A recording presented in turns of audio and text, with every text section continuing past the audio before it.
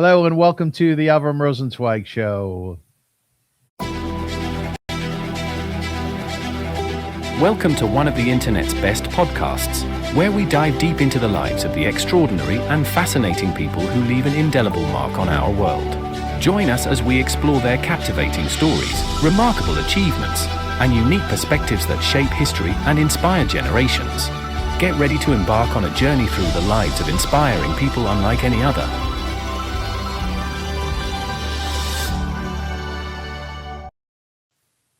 Hello, folks, and welcome to the show. My name is indeed Avrum Rosensweig.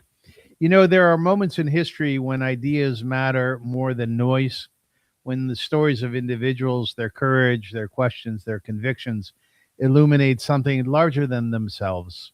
Welcome to the Avrum Rosensweig Show.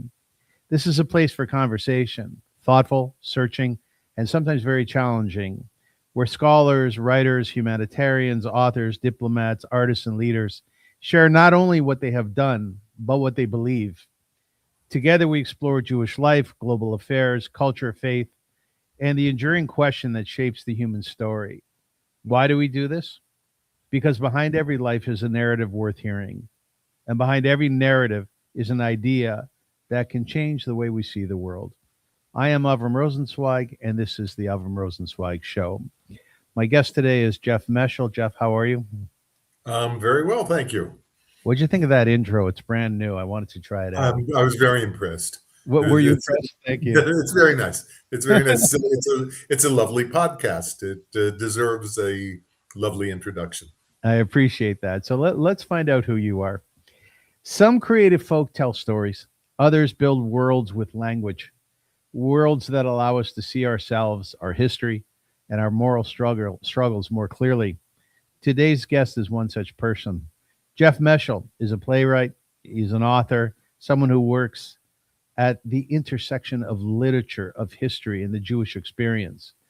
Living in Israel, he writes with the perspective of someone deeply connected to both the ancient rhythms of Jewish civilization and the complex realities of modern life in the Jewish state.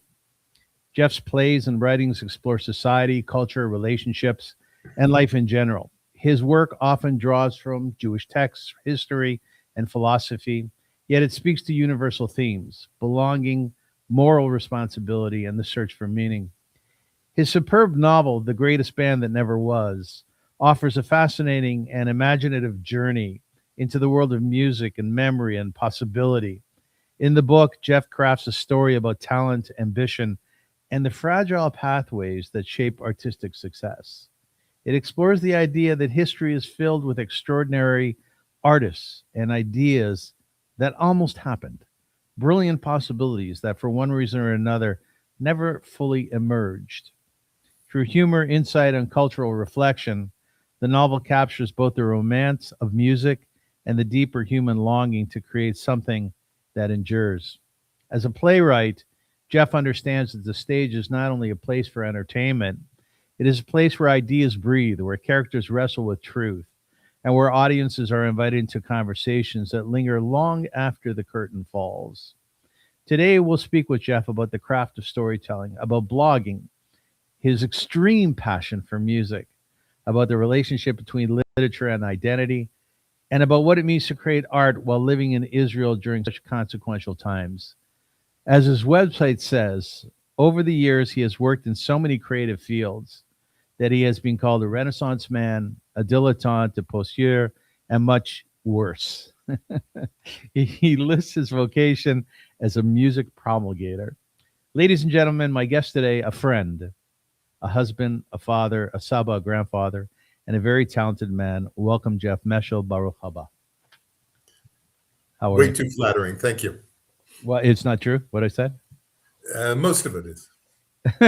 Okay, we'll get to the stuff that's not later. How about that? How are you? You're in Israel, and the times are tough. How are you doing? How's your family? The family's fine. The family's fine. Israelis in general take it. It's hard for non-Israelis to get the perspective with which we see things. People aren't. One joke that was going around when the war for this round broke out 9 days ago is finally the war broke out. Now we can relax. We were joking. I was joking with my friends before in the days before the war. We'd be kibitzing about this or that and saying, "You realize nobody's talking about the war? I mean, we could have a war any second now." Ah, right, yeah. It's not in the forefront of our mind. This one, because I think we feel militarily confident that we had taken care of the Iranian anti-aircraft defenses, so we had free reign of the skies. We could do pretty much whatever we want. We believe very strongly in trying to facilitate the fall of the regime, or contribute our part, whatever we can. I feel very, very strongly that we could have an almost messianic, a chance for an almost messianic peace if the Iranian regime were gotten rid of. The rest of the Arab world, the Sunni world, all the Gulf states and everything, it seems would accept our existence and come to some kind of a modus vivendi with us, which has never been in all of our years. We always lived with this feeling of the sword above our necks, and we feel pretty confident militarily. I said that it's hard for non-Israelis, I think, to understand the perspective from here. So on the one hand, this current round, I think we're not. I mean, there are bombs falling, there are people being killed, there are buildings being destroyed. It's not that we're taking it lightly, but we understand that that they have limited capacity. And America's here. We're basically in control of the situation. On the other hand, October 7th, I don't think that non-Israelis can begin to grasp the depth of the shock, the trauma that we went through.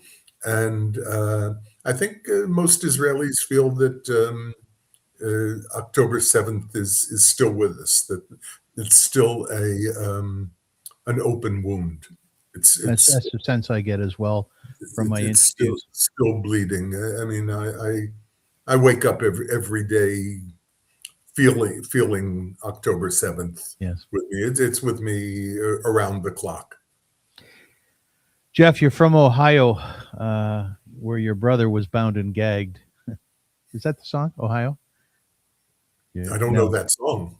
Oh, yeah. I think I'm mixing up lyrics. Anyways, you made Aliyah a few decades ago. Many. Yeah. Did you ever? I came at the age of 22.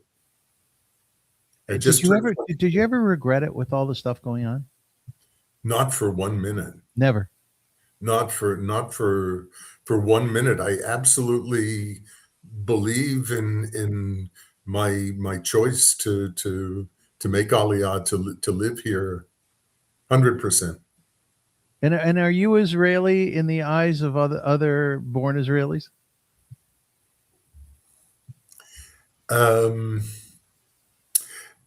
Depends on whom. I remember my Opon teacher, or a guy a Reform rabbi who came from a Hebrew-speaking home, and I heard this my first week in the country. He said, "My Hebrew is much better than anyone that I meet on the street, but they hear my accent and right away, oh, you're a foreigner, a stranger." My Hebrew's quite good. I'm very proud of my Hebrew, and so there certainly have been circumstances where the people around me didn't think of me as a foreigner. But the accent does give you away. The taxi driver, oh, from where in America? Ohio. Oh, I was in Los Angeles for 2 years. Okay, Yeah. great. Right. Um, Did you think and dream in Hebrew or English? I think that's pretty seamless. I think they're pretty much the same, depending on what on where I am, what I'm talking about. But speaking and comprehension are pretty much. I'm completely comfortable in Hebrew, and Yes. Yes. I can express myself in Hebrew as well as I can in English. It's a little different because English is a much larger language, a much more extensive vocabulary. So to find how do you say it in French, le mot juste?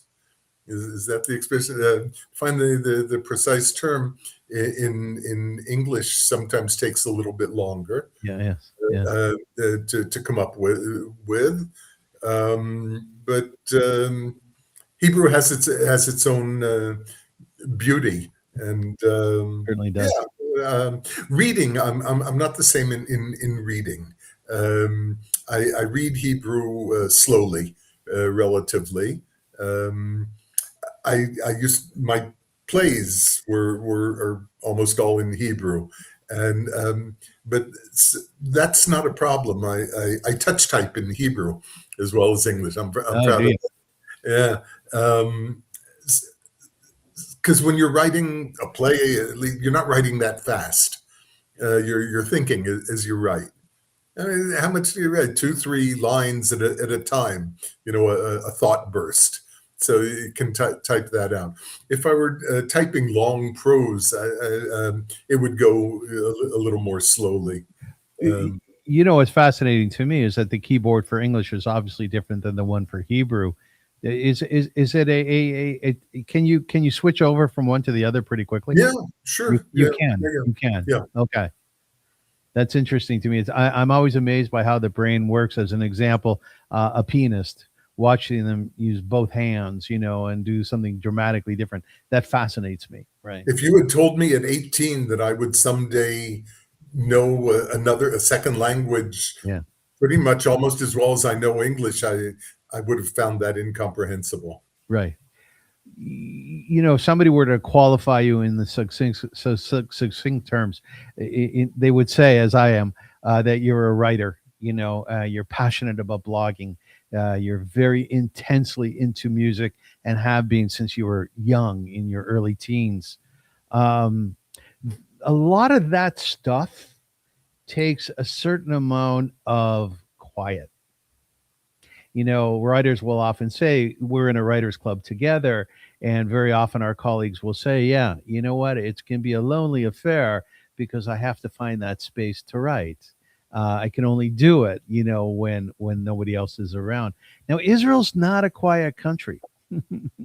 No, no, but I'm a social person. Yeah. Yeah. I interact um, with the novels, with the play.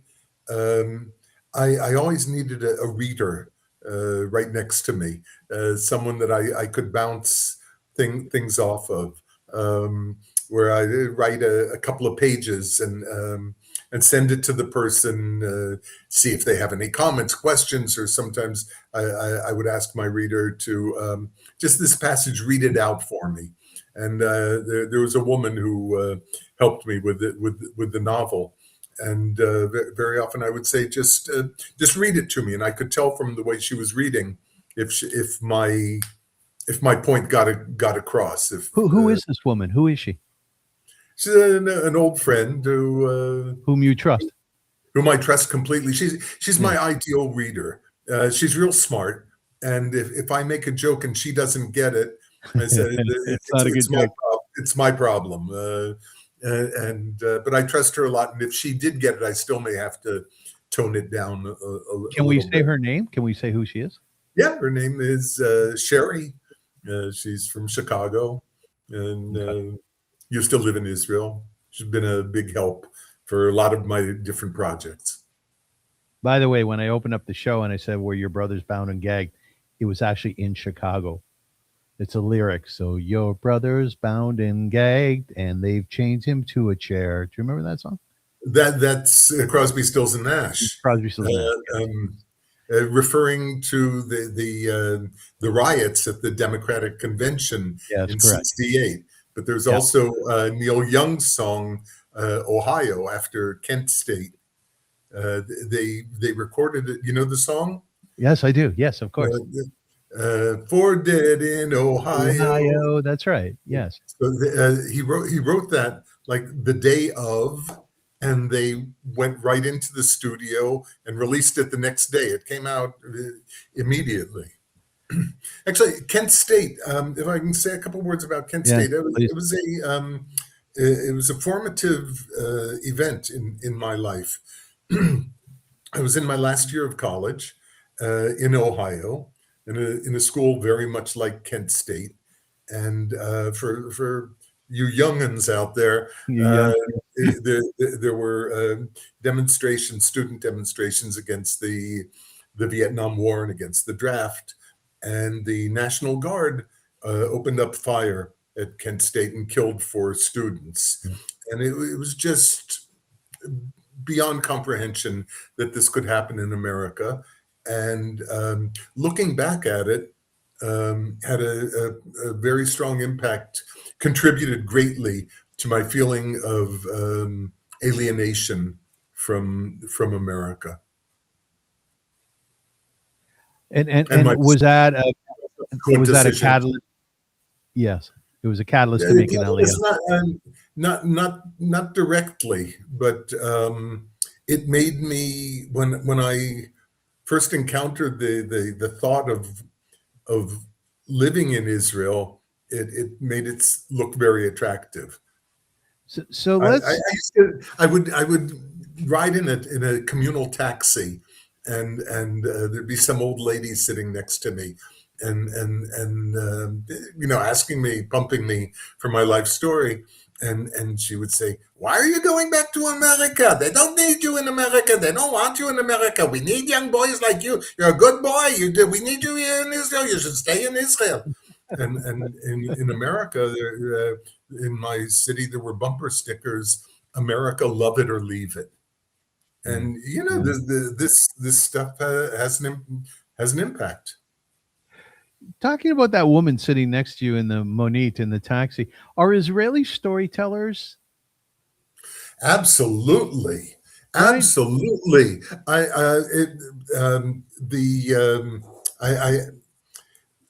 if maybe we'll be talking about it, the singing group that I formed a number of years ago, Vocalosity.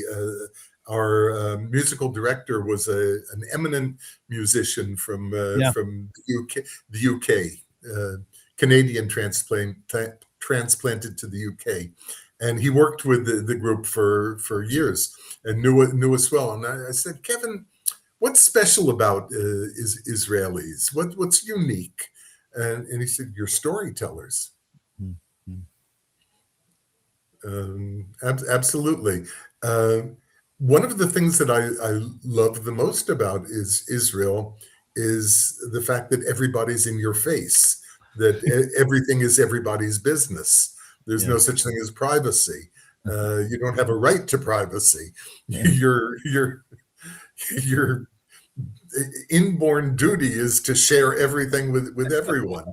Your salary, how much you paid for your home, and I like that very much. I remember I was in Tel Aviv on a bus. I got on a bus, and there was a young woman right behind me with 2 kids, I think, 2 little kids, one in arms, and the other holding her hand, and a little baby carriage, and she was struggling with her purse to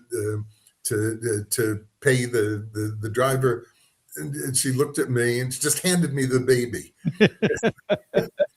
Great story. And said okay, and and we sat next to each other, and then a 7-minute bus ride exchanged our entire life stories. Yeah. And I like that. I like that kind of that warmth, intimacy, communal feeling. I believe in that. I think that's a good way to Yeah. live. Yeah, we're losing a lot of that in Canada, I would say, where I live, which is unfortunate. I want to do a deep dive for a few minutes about your passion, which I said your extreme passion for music. Essentially, what you say is you wake up in the morning, and what do you start to think about? It's music. Um, and this goes way back. You've interviewed the likes of Simon and Garfunkel, right? You started to write as a journalist around the time of the release of Rubber Soul. There's a great story that you High tell. school.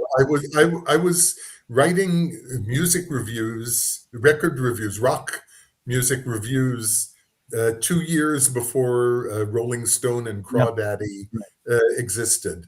I mean, Which is there was no such thing as writing reviews of rock music. I was doing it in high school. Yeah. Yeah, you were before your times. You said that since you were a boy, you've been thinking and speaking about music incessantly. And ultimately, this evolved into the Song of the Week, a blog, which was launched in 2009 and contains 300 extended musings, as you say. But my question to you is like this: what is it about your mind? What is it about your character, your soul, which is so incredibly drawn to music? Some people think about philosophy, people think about human behavior. What is it about music? I don't have an answer for that, but it's. I remember I was in 1961. I was 13 years old. Yes. Rock music started in, let's see, 57, 58. And so I was deeply involved in the top 40. Mhm. And they would have on occasion oldies, like Thanksgiving, 4th of July. They would have 24 hours of oldies. Oldies was 4 years of history. Yeah, that's right. But it seemed like a lot then, and I would stay up all night listening to the oldies, doing my research. The stuff that I had missed when I was just a little kid. I needed to catch up on it. I bought a lot of collections of hit records from the years before I was aware of what was going on. From the time that I reached 13, so I was aware of everything that I could get to, that I was interested in. And since then, yeah, it's just been. I got a summer job, spent all of my money on records. When I came to Israel, I came with 2 suitcases, one of clothes and one of 50 LPs. Really? That I wasn't going anywhere without. It was just stuff I couldn't live without. Yeah, it's always been there, and I'm not a casual listener. I think I limit myself to about 20% of the time just listening for enjoyment. 80% of the time I'm challenging myself. I'm listening to something that very often an artist that I should know better, I should like more than I do, and forcing myself to listen to it, trying to expand my horizons. So a good example of that is Amy Winehouse. And in a blog that you wrote about God Bless the Child, which originally came out in 1941, you said very honestly, you said, I was a latecomer to Amy Winehouse. Anyone that popular can't be all that good. And I often feel that way as well. I'm a super snob. I know. I hear that. I understand that. She's popular. Right. It can't be good. But then you said I was wrong. She really is that good, right? Yeah. Yeah, yeah, yeah. I came to her late, and she's very good. I make mistakes. I miss stuff. People around me assume that I know everything, and I really don't. I mean, I have these vast lacunae in my in my knowledge in my musical knowledge. I I was once thought of making a list of the great artists that I have absolutely no familiarity with, Oh, but interesting. but yeah, but I've evolved a lot with in my listening. For, uh, I went through a midlife crisis at 50, and a classic midlife crisis, and stopped listening to rock at the time. Listened to Bach. I still listen to a lot of Bach keyboard and Mhm. chamber music. And I listened to that. I called it kind of a detox, oral detox, Yeah. and and then from that I got into jazz Mm. uh, about 20, 25, 30 years ago, and I sold my record collection. Oh, I had a really I had some pretty cool LPs that I sold, and went and bought 25 basic jazz CDs. Give myself a Beit Sefer, a fundamental learn course in jazz. And I listened to jazz 10, 15 years straight, and got to know, I don't know everything, but got to know a lot of stuff, and some of the stuff that I really liked, I got into pretty deeply, and then I got all involved in a cappella. So I was listening to a lot of stuff, weird stuff around that. And in recent years, my listening tastes have gotten stranger and stranger. A how lot so? of Scandinavian jazz, a lot of laid back Scandinavian jazz, and all kinds of weird stuff. You can see it. You can find it all on my blog. Yeah, and www. I want to allude to that because I did find, in fact, that your taste is extremely eclectic. As an example, one of your blogs is about Mongolian throat singing, so I thought that was fantastic. And then I listened to the YouTube video, and I've heard it. I've heard Mongolian throat singing before, but it is strange, beautiful, an anomaly in music, right? Yeah, yeah, yeah. There's another one. The Bulgarian State Television and Radio Women's Choir. Uh, they were Bulgaria is fascinating.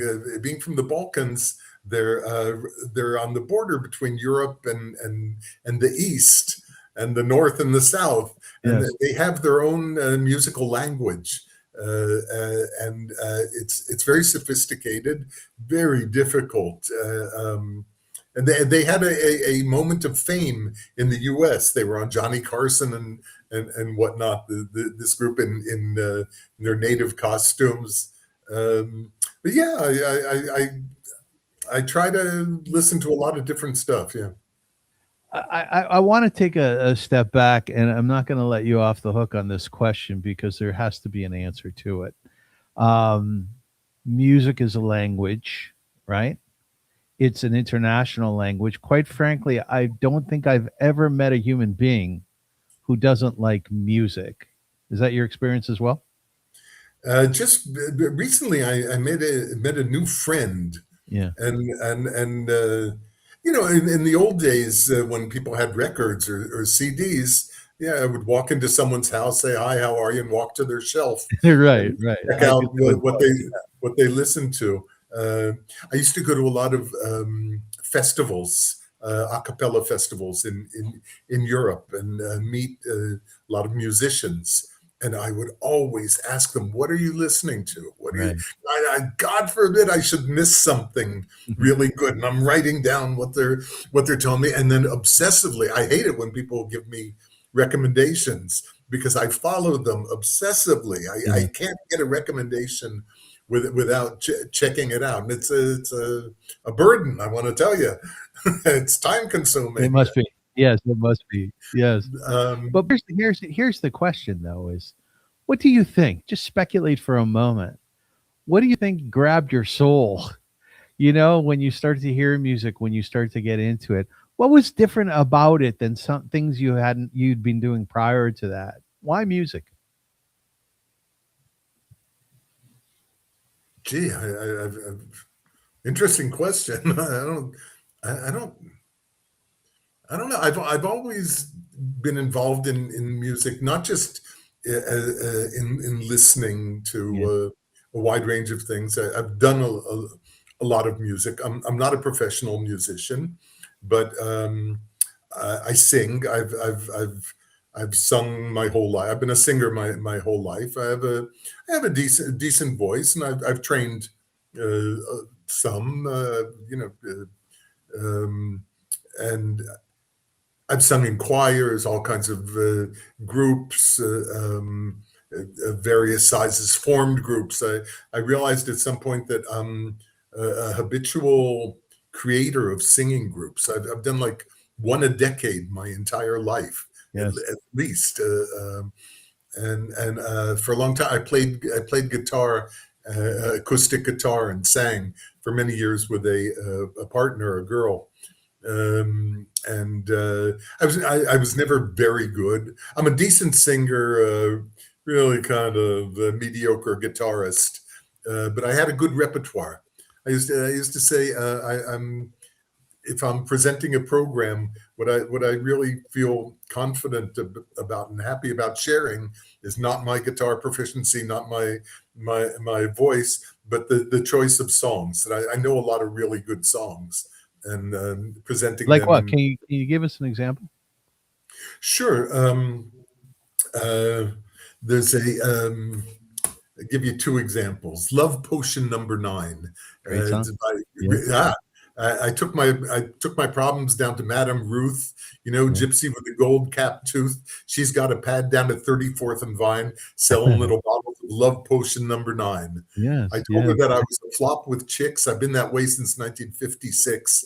She looked at my palm and she made a magic sign, said, "What you need is Love Potion Number Nine." She bent down, turned around, and give me a wink. She said, "I'm going to mix it up right here in the sink." It smelled like turpentine. It looked like India ink. I held my nose, I closed my eyes, I took a drink. I I took didn't good know drink. if I Yeah. started kissing everything in sight. But when I kissed a cop down to 34th and Vine, he broke my little bottle of Love Potion Number Nine. So yeah, I would sing that on the acoustic guitar. By the way, Uh, you know what song comes to mind when you said those lyrics? Robbie Robertson, "Somewhere Down the Crazy River." I know that song, not as well Remember? as I know Love Potion Number Yeah, Nine, but I he went to the Gypsy, also down by the river. Very, very interesting. But anyways, that's one example. What's another example? Um, John Sebastian of the Love and Spoonful, big fan of his. He's a wonderful, warm persona and a fine lyricist. Did you ever have to make up your mind to pick up on one and leave the other behind? It's Yeah. not often easy and not often kind. Did you ever have to make up your mind? Sometime you really dig a girl the moment you kiss her, but then you get distracted by her older sister. And in comes her father and takes you in line and says, "You better go home, son, and make up your mind." Right. Are you familiar with the ZZ Top lyrics? My something also about sisters. My sister won't. Oh, I'm sorry, I miss it, but it reminded me of that too. It'll come to me later. Well, that's fascinating, and the way that your passion for music has evolved into, as you mentioned a few minutes ago about starting various different bands and choirs. You said on your website, and people should go to your website. There's a fellow, by the way, who went to your May I? www.jmeshel, JMESHEL.com.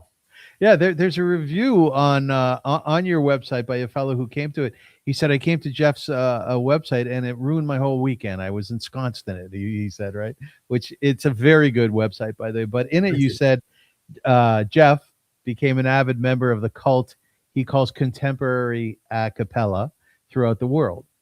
A more refined style than the U.S. college-based scene. For years, Jeff struggled to bring this musical style to Israel together with Ron Gang, head of the National Choral Organization. And indeed you did. Can you tell us about Vocalosity? Sure. So I was singing. I lived in Beersheba for almost 50 years. Yes.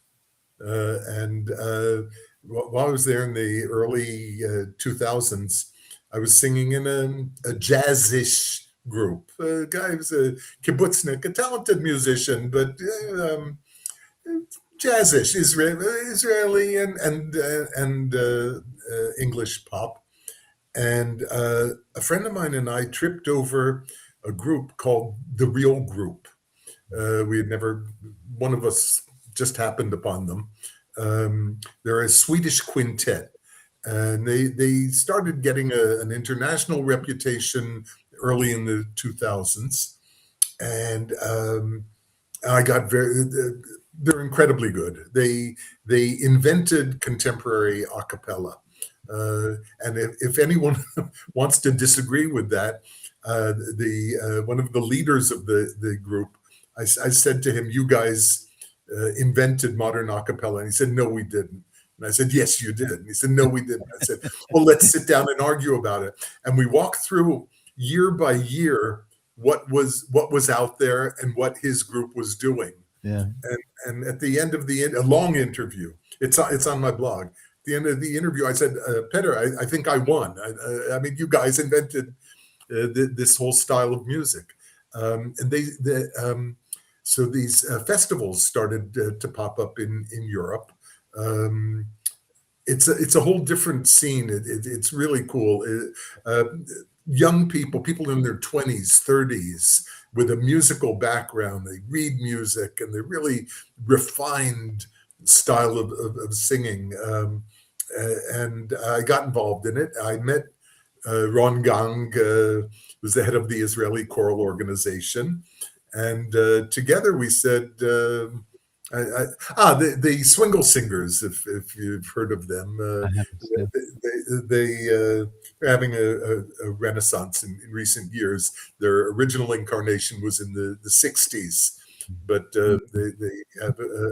they're part of this whole movement. They were coming to Israel for a couple of shows. And I knew them personally. I was friends with them from these festivals. One of the cool things about this festival, the Real Group are Swedish, and Swedes are very modest people.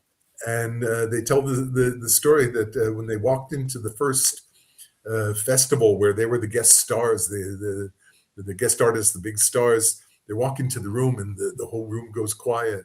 They look around, they said, we put our pants on one leg at a time. We're human beings. Don't start up with any of this adulation crap. So I was friends with the Swingles. I said to Ron, how would you like to have some workshops with them? He said, "Hell yes." So I called them up and we did it. It was very popular. So we sat together and said, well, what's your dream?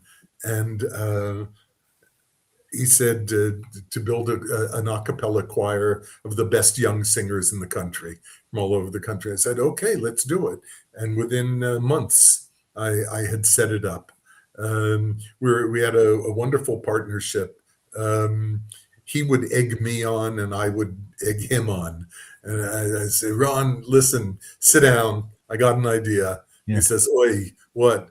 And I said, "I think we ought to do that, and we could do it 3 times for the same price." And he says, "Well, if we're going to do it, then let's do 10 of them."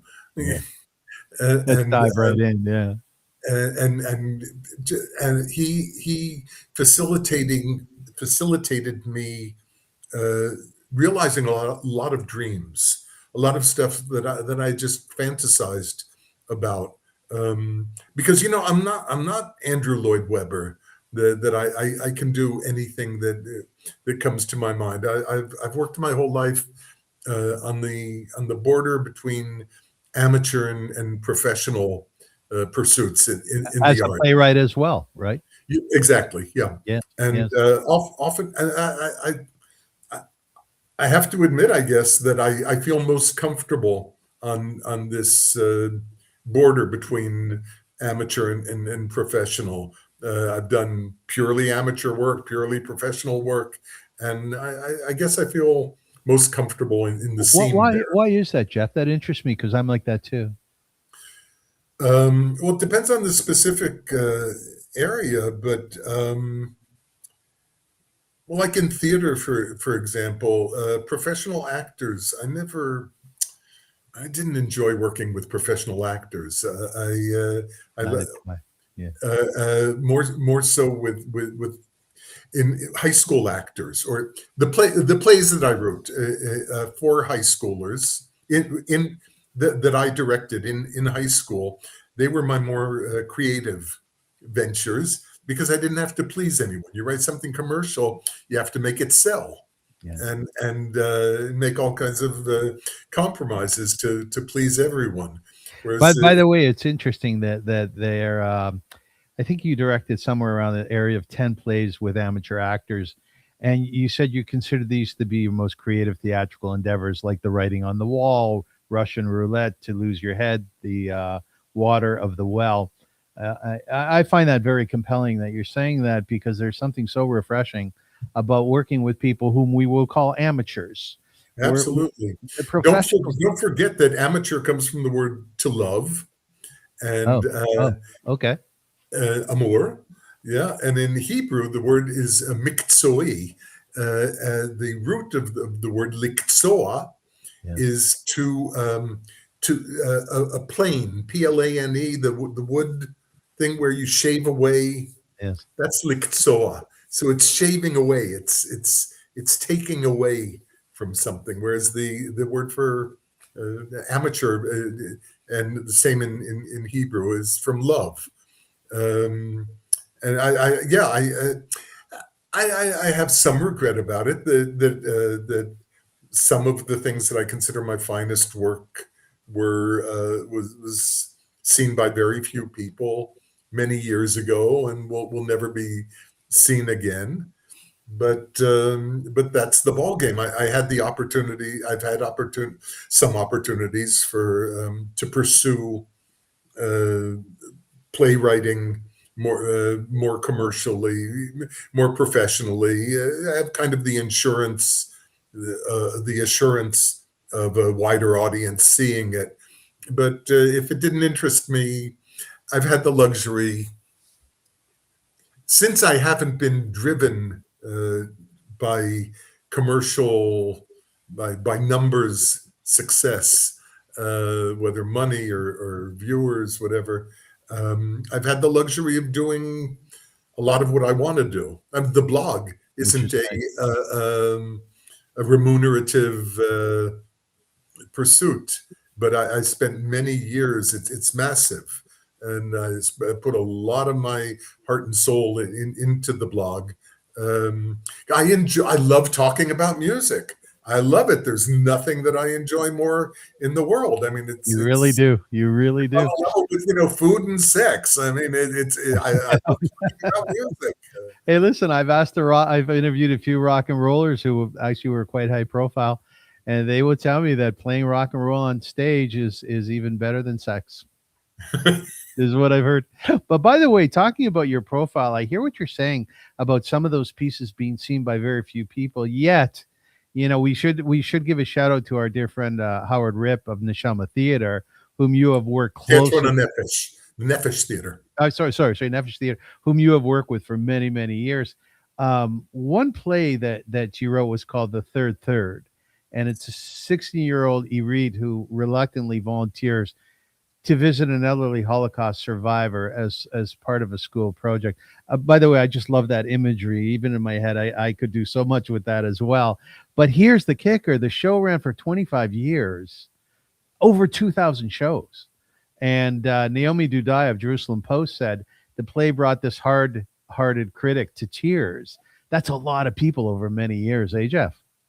Yeah, and I'm proud of it. Yeah. I'm more proud of some of the stuff that was seen by a few hundred people.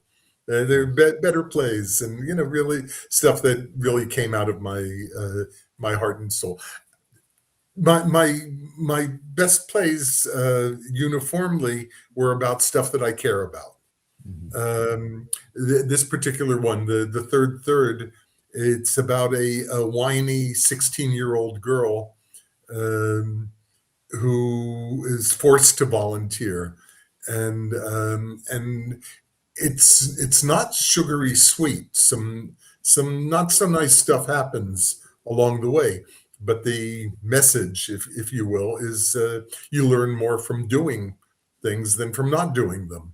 And in talking to 16-year-olds, I believe in that. Stop whining and get your butt out of the chair and go do something, and Right. you'll learn more from it. It'll enlarge you as a person. So I could get behind that. That message. I want to go back to the tale of vocalosity, if I Yes, might. please. Yes. So we set up we started as a summer-long program, just a series of workshops, but then everybody loved it so much that we formed a standing group of 40 young singers. I managed it and sang in it for the first 5 years of its existence, and then left in 2018, sat down to write The Greatest Band That Never Was. And that's my last big accomplishment that I've finished. I'm working on a few new ones now. So I want to get into your book in a moment, but before I do, you talked about getting the best singers in Israel, a cappella singers. Can you tell me about perhaps one or two of them, where you discovered them, what it is about them that you quite liked and just embraced so much so that you made them the choir? I'm going to give you a different. I'm going to answer a different question. Go ahead. Yes. The last That's time true Israeli. So the group has been existing now from 2013 for 13 years.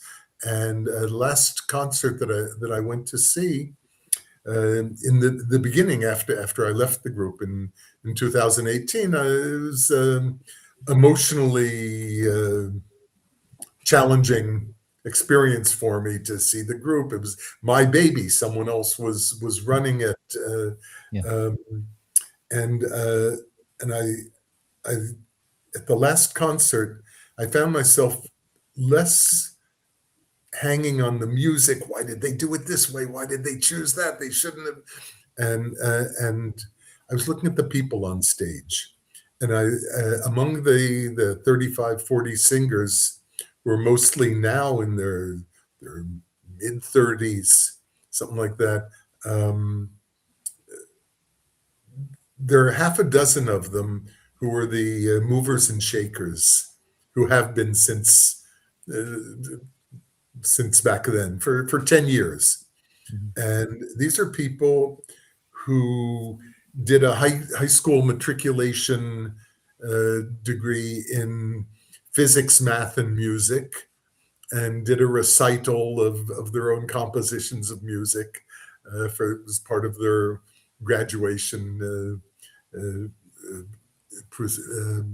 work, and then went into the army, into Shmona Matayim. Does that mean anything to you? The highest level intelligence unit. So really bright, alpha Smart kids. And yeah. Then they went to work in high tech, and married and kids. And since they were young, or more than 10 years, vocalosity has been the center of their life. And there's a half a dozen of them. And I look at them, and I looked at them during the concert, and I said, these are such substantial people. These are really serious people. People that carry weight with them, with where they go and what they do.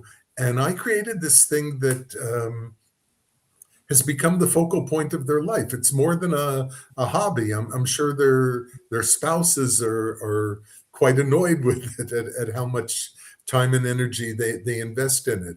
And so I'm not talking. I haven't said a word about the music, but the on the personal level, the fact that I was able to facilitate making this musical group that I love. I love the music very much. To see what an impact it's had on the lives of a lot of serious people, that made me feel very good. A lot of satisfaction from that. Jeff, I started a nonprofit here in Toronto, Canada, called Via Havta, and it's a Jewish humanitarian organization.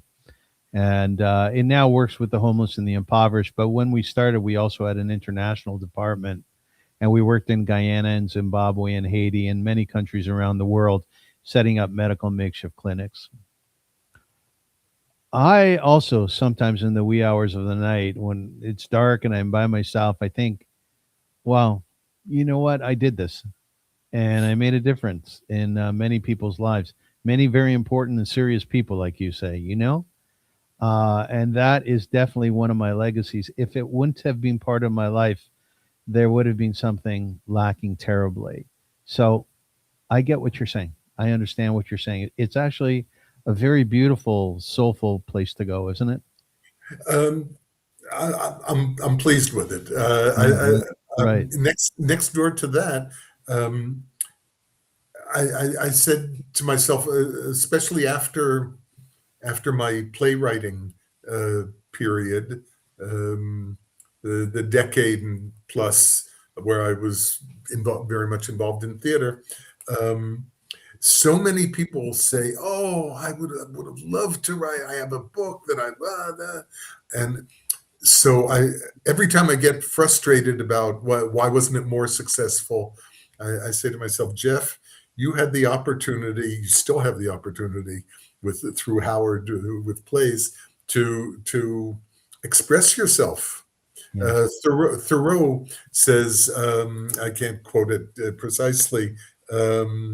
The men leading lives of quiet desperation, with the song dying with the song still inside themselves. Yeah. I said, I've had the opportunity to express myself, the plays, the blog, the novel, and so no regrets about that.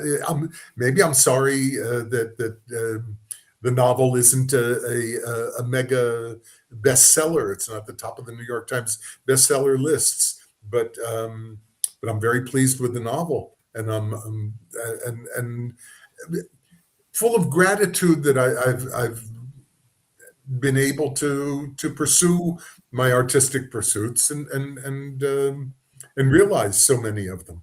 And you wear it very well, by the way. You're a humble man. And Thank you. I've so enjoyed becoming friends with you because you have such a lovely character and such a lovely personality. And I say kolakava to you for all your successes. And the thing that I find beautiful about you, by the way, I believe you're 78 years old now. 77. You're 77. I'd may have asked him. Yeah, don't make you older, right? Sorry about that. But I know you're launching into a new idea, and I think it's terrific.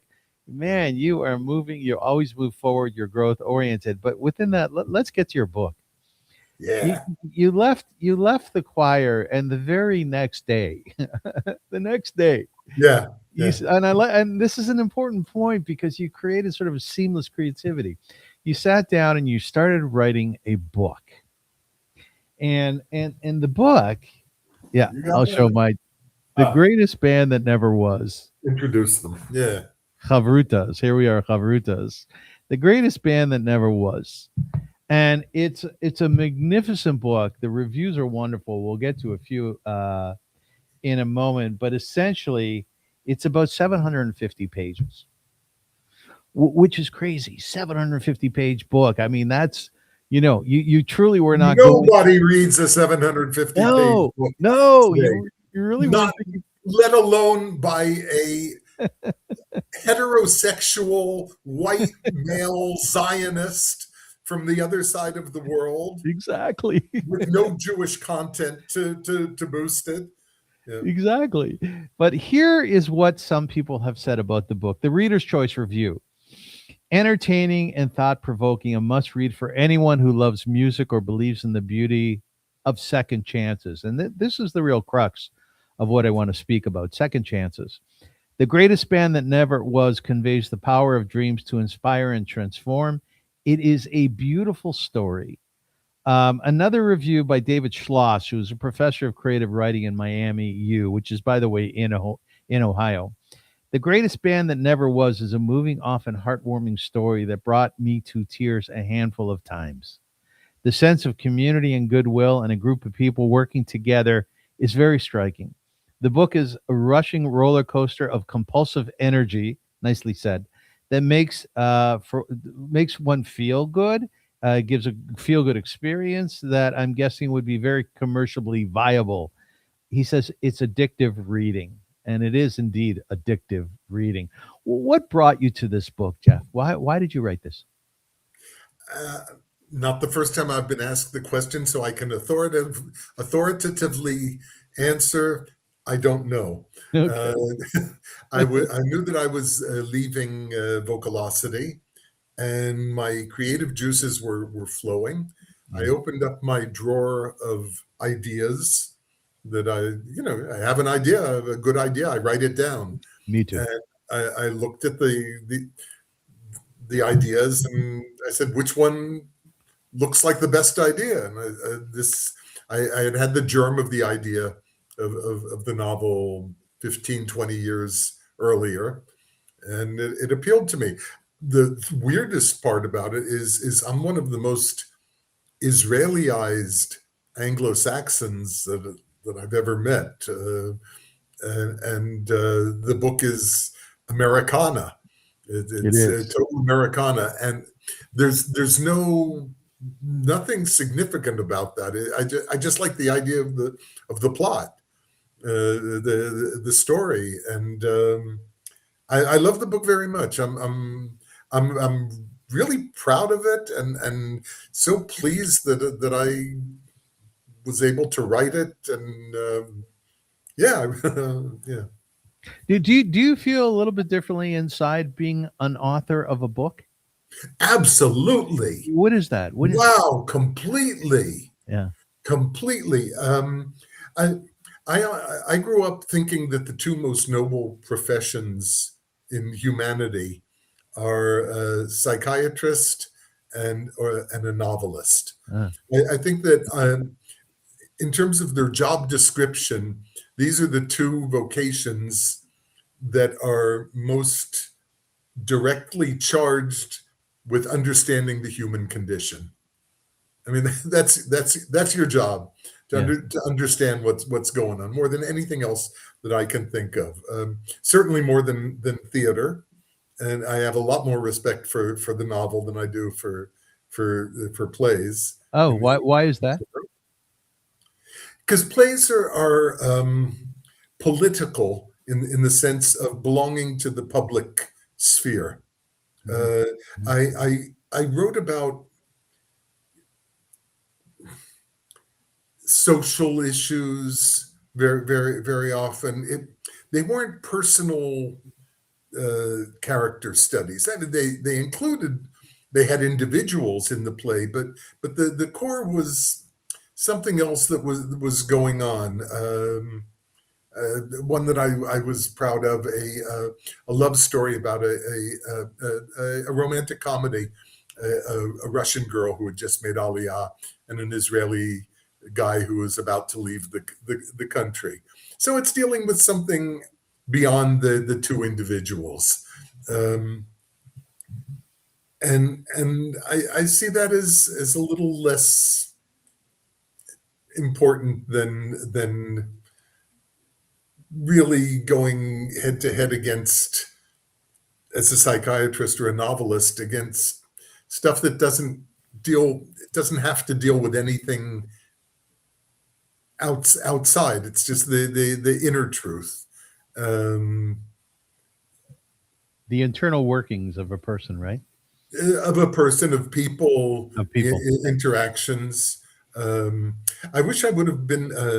I'm a great admirer of James Taylor. Mhm. Um, not his greatest hits, but the a deep dive into James Taylor, and I would have really liked to be a lyrical singer songwriter, but I wasn't any good at it.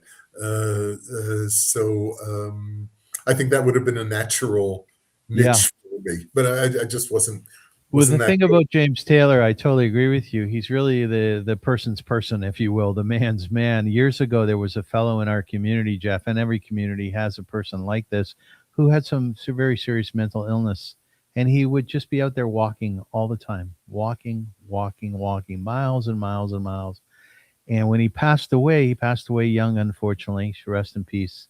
I wrote an article comparing this man to James Taylor's song, "The Walking Man," and it was very poignant. I felt one of my best. Interestingly, I can't find the article, and I wish I could. But I understand what you're saying about I James. wrote a blog piece. He lost a brother, Yeah, uh, you're right. I know this. Yeah, Alex, I think, and he wrote a song about losing his brother. He's cast as a woman, actually, but he says in interviews it's about his brother. Enough to be on your way, and when friends of mine, it's happened more than a couple times. When a friend loses a sibling, yes, I send them this article. It just happened a few weeks ago. Guy was in New Zealand. A guy from my community here in Rehovot was in New Zealand for work, and sister passed away. I sent him the blog piece, and he was so thankful, so touched by it. He said James Taylor is a said it big to person me. for Hip Shall Do. Yeah, Um, and that of all the phone calls and letters and everything that he got, that's what really hit him. James, he's a real soulful person, James Taylor. I and a admire that. union guy. His, Yeah, his demeanor, his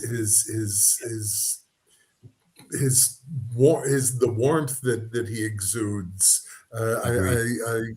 I like him as a person. I'd love to be friends with him.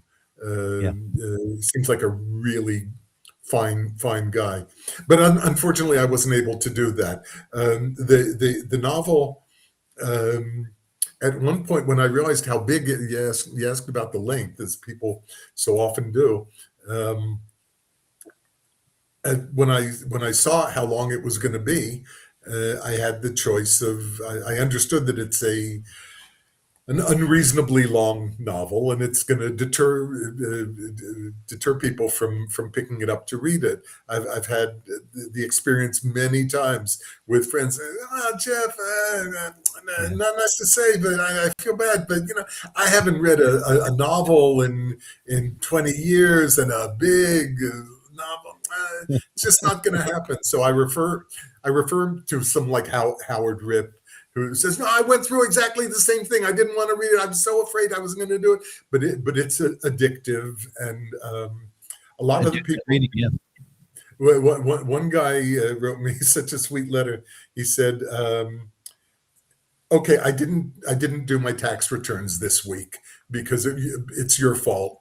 I'm right now standing cooking with one hand and reading your book with the other." that's Uh, great. That's so, great. and so many people finished the book in the course of a week and a half, 2 weeks, even 1 week. They just do nothing else but read it. It's a fun read. So I just want to give a little bit of the context of the book so people can wet their whistle over it.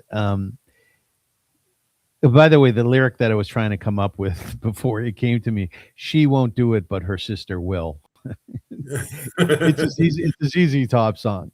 Anyway, so a little bit about the book. Let me just tell you a few points about it. Shelley Griffin, 43-year-old paralegal in Rust Belt, Ohio, which is where you were born, in Ohio. She feels stuck in a small town life with little excitement or opportunity. In 2006, which was an important time in terms of technology, At the dawn of social media, she stumbles upon a forgotten song. This is fantastic. By a mysterious long lost band. I love this. The song about a dying local beer brand unexpectedly sparks the first viral clip on the internet. Suddenly, Shelley finds herself leading a global search for the vanished members of the band. Long and short is, I won't go into too much of it, but she does find them. And much of the book is about her relationship or interaction with them. They're old hippies, let's say. And old hippies don't die quietly, I don't think. But what a fascinating idea. Do you know where this idea came from in your mind? Yeah, I do actually. Where? Two sources. One was Eva Cassidy. You know her? No. She was a singer from Washington, D.C., super shy. She wouldn't appear. And she died very young in her early 30s of melanoma. And a couple of years later, she became a star posthumously. Mhm. A DJ in England started playing her version of "Somewhere Over the Rainbow." Oh, wow.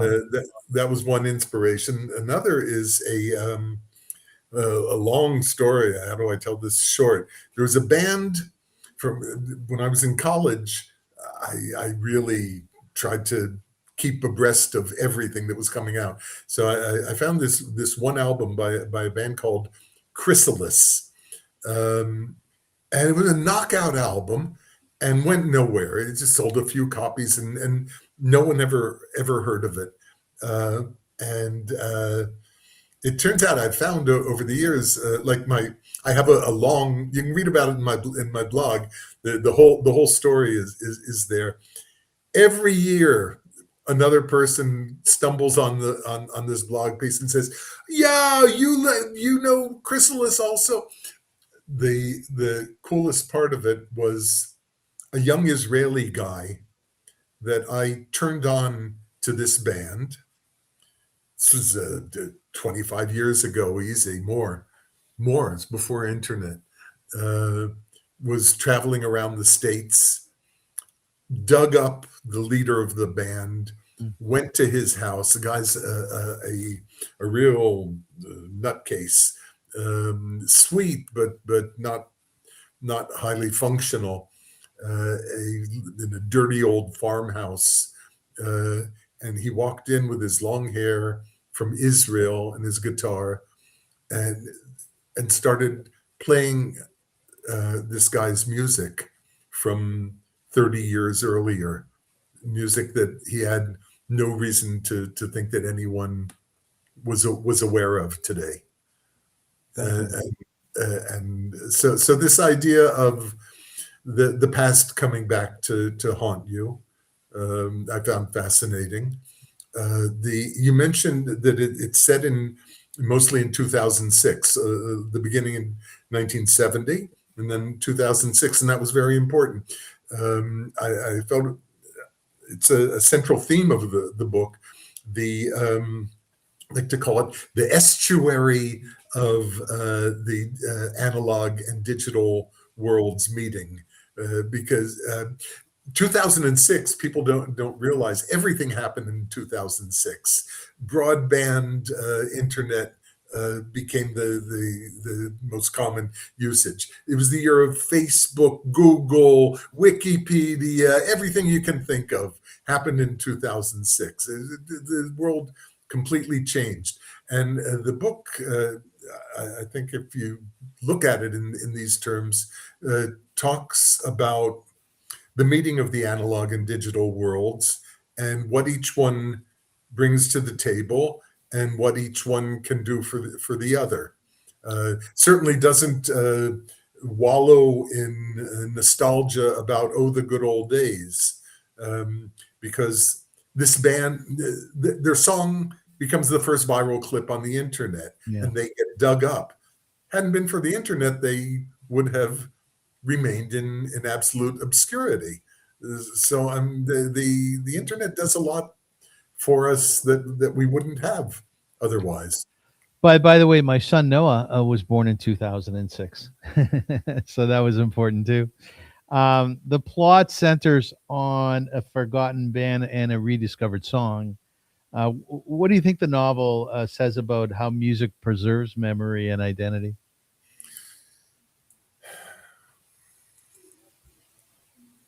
I don't know.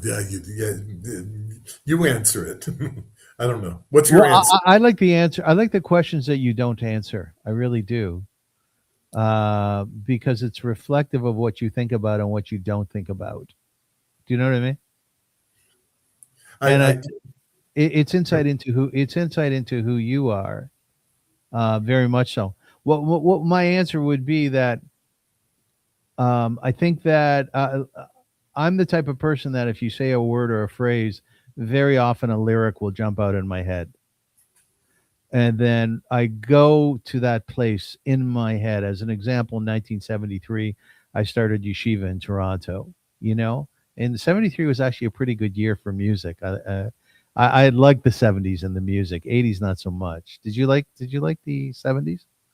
I don't know the 70s or the 80s. I was in Israel. It Ah, was a black hole musically. People didn't fly back and forth. There was no internet. okay. Okay. Radio was completely Israeli. They had no international sophistication. And there are major artists that I was able to learn about only afterwards, only after the internet hit.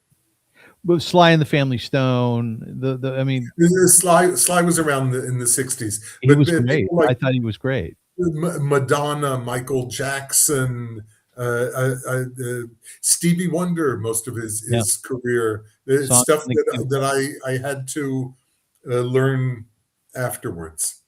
Um, a couple of things that I would say about the book. The protagonist is a 43-year-old woman, Yes. and single woman, and I I'm very much a feminist.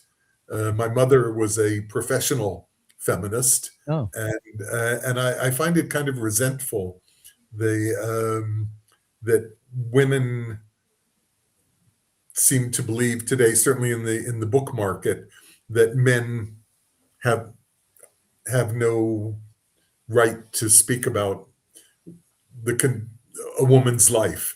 yes. And I find that I think women are a more highly evolved version of Homo sapiens than men, and I admire women in general more than I do men. Yeah. They're smarter and certainly wiser. She's my main character. The song itself, I don't know if you tripped over it on my website.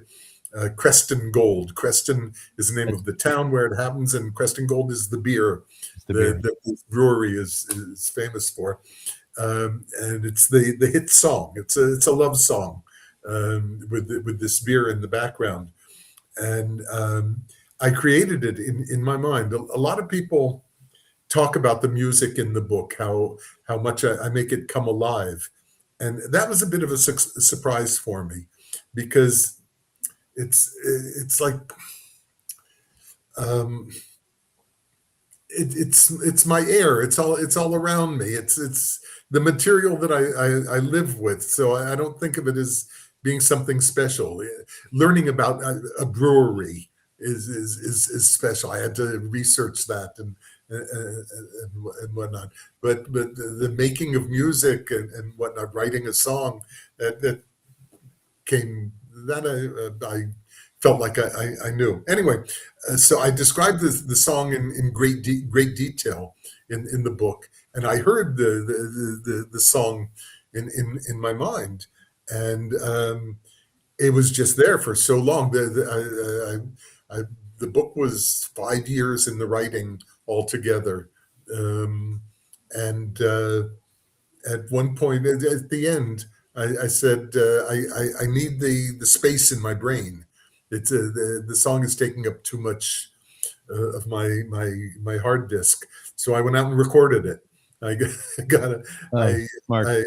I drafted a musician friend to write to help me with it, and we went into a studio and they made a nice version, a cover version of a non-existent song. Yeah, that's great. That's great. I just wanted to allude to the fact that your mother was a professional feminist. There are a number of different pieces that you've written where women were the central characters within plays and otherwise blogs. And I thought to myself, it takes a real skill to know how to write for a man to know how to write a female character and how to do it well. And you do it well. You do it well. It takes a certain kind of think about describing a cat. Yeah. Do you know what's going on in a cat's mind? Not really, no. Could you describe the way a cat behaves? I mean, I have a cat, so I watch it a lot. I could describe it. I don't know how accurate, but if you throw a ball of yarn at it, you can describe you can imagine how it would react. Yes. So I'm like that with women. Okay. I don't understand what's going on inside, but I observe it and find it fascinating and try to describe it from the outside. You do a great job, by the way. You do. Thank you. Jeff, I've been over the last many months, I've been drawing upon AI for the conclusion of my show and asking it to basically write an ode to for my guests. So I have an ode to Jeff Meschel, and this is for you. Welcome to the show where stories softly flow, where writers weave the worlds our restless spirits know. Some speak in simple tales that fade when they are done, but some build living realms beneath the rising sun. Today we greet a man whose pen and voice entwine with history and faith and melodies through time. Jeff Meschel, whose words and music gently swell, a playwright, a dreamer, a teller of the tales that we tell. From Israel he writes where ancient echoes ring, where prophets once walked his began to sing. There past and present meet in complicated art, and every line he crafts begins within the heart. He writes of exile's roads and homeward's pilgrim way, of faith that flickers softly through the dark of day, of questions humans ask through every age and land, of meaning, truth, and hope we struggle to understand. His novel sings a tune both wistful, bold, and vast. The greatest band that never was from echoes of the past. A band that almost rose, whose brilliance might have been a harmony of dreams that lingered just unseen. The music lives in him since boyhood's eager days, when melodies and chords would set his mind ablaze. A playwright, journalist, producer, lyric guide, each role another verse where art and truth collide. A man of many crafts, some praise, some tease the plan. Renaissance soul, post-Euro, wandering music man. Yet smiling he proclaims with humor sharp and sly, my trade is spreading songs that never truly die. He once heard voices rise where legends found their start. Young singers shaping sounds that soon would rule the charts. Simon and Garfunkel in youth before the fame, their fragile harmonies just learning how to flame. A kiss from wild voice storm of blues and burning soul, Janis Joplin, whose thunder could console. And through the decades long, his love of music stayed, 1,000 notes of wonder in his mind replayed. His blog still hums each week with thoughts both deep and bright. 300 songs examine in reflective light.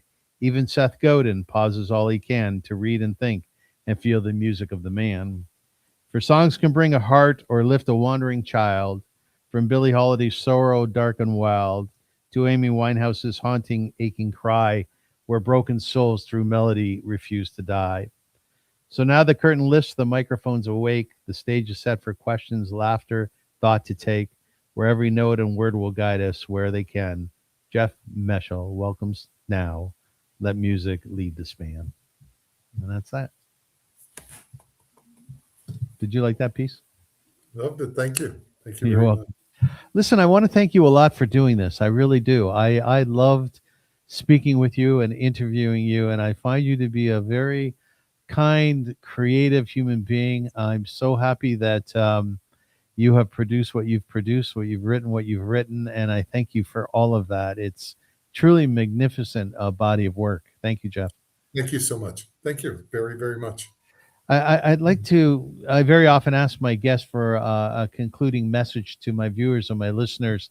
A lot of people out there are struggling with finding their way, finding their zone, finding that talent that lies within them. Well, what's your best piece of advice to give someone out there who's really trying to figure things out? Artistically Yeah, or yeah, artistically, yes. if it's sit down and do it. Sit down and do it. It's there's no alternative. Don't wish. Do it. If you want to make music, pick up a guitar. It's really easy to. Your fingers will hurt for 3 days, and you learn three chords, and you can play half the songs that were ever written. Uh, It's true, it's isn't really it? I that. know. I know. Yeah, yeah, yeah. Um, uh, Writing, just put pen to paper. That's how you do it. A writer is someone who writes. Just do it. Although, although I will admit that I had a little bit of trouble calling myself a playwright. I wrote over 20 plays with a degree of success. I understand. Playwright. I mean, I've done other things in my life. That's me, a playwright. But the novel has really done a lot for me. It was a long time coming, and it was a big job, and I'm really pleased and thrilled, and I'm proud of it. I think it's good. I'm really happy that I was able to Yeah, write cool. it, and the biggest thrill. We were talking about vocalosity. You asked me how I felt about the music, and I answered by reflecting on the people who were making the music. The same with my biggest thrill is someone reading it and enjoying it, Nice. and it's not about me. It's not they're saying, "Oh, Jeff, you're so smart and so clever and so funny." When they're not saying, "Oh, when Shelley says this to Sam," and then he answers, and that's such a thrill for me. The what's happening inside the book that grabs people. Great. It's a thrill. By the way, a long time coming is one of the lyrics of Bob Dylan in his gospel music. It's a long time coming. Jeff, thank you so much again, and just kol hakavod and keep doing the great work that you're doing. I'm Yisrael Chai, peace in Israel. I'm Yisrael Chai. Absolutely. I want to thank everybody for joining us, all our viewers and listeners. And until next time, keep asking the questions that uncover the unknown, and keep listening for the ideas that move the world forward. My mother, bless her soul, used to say Zeigesind. It means go in good health. So until we meet again, be creative. Just do it. Thank you so much.